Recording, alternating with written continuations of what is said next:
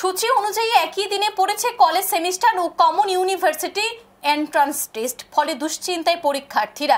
তাই পড়ুয়াদের কথা চিন্তা করে শুক্রবার উচ্চশিক্ষা অধিকর্তার সঙ্গে সাক্ষাৎ করলো এনএসইউআইয়ের এক প্রতিনিধি। তারা অফিসিয়াল শিক্ষা ভবনে অফিসারের সঙ্গে সাক্ষাৎ করেন। প্রতিনিধি দলে ছিলেন এনএসইউআইয়ের নেতৃত্ব আমির হোসেন, স্বর্ণালিকা রায়, মোহাম্মদ উদয় খাদিম, প্রীতম বৈদ্য সহ অন্যান্যরা। ছাত্র নেতৃত্ব জানান, কলেজের সেমিস্টারের পরীক্ষার দিনে ত্রিপুরা বিশ্ববিদ্যালয়ে স্নাতকোত্তরে ভর্তির কমন টেস্ট পড়েছে। তাদের প্রশ্ন, একই দিনে পড়ুয়ারা দুটি পরীক্ষা কিভাবে দেবে? কলেজের ষষ্ঠ সেমিস্টারের পড়ুয়ারা একদিনে দু পরীক্ষা কি করে দেবেন? তারা তিনটি দাবি এদিন অধিকর্তার কাছে তুলে ধরেন। তাদের দাবির মধ্যে রয়েছে দুটি পরীক্ষা যাতে একদিনে না হয় সেজন্য পরীক্ষার রুটিন পুনঃসূচি, মফস্বলের পড়ুয়াদের কথা চিন্তা করে কলেজের সেমিস্টারের পরীক্ষার মধ্যে যাতে গ্যাপ দেওয়া হয়। তারা জানান, উচ্চশিক্ষা অধিকর্তা বিষয়গুলি দেখবেন বলে আশ্বাস দিয়েছেন।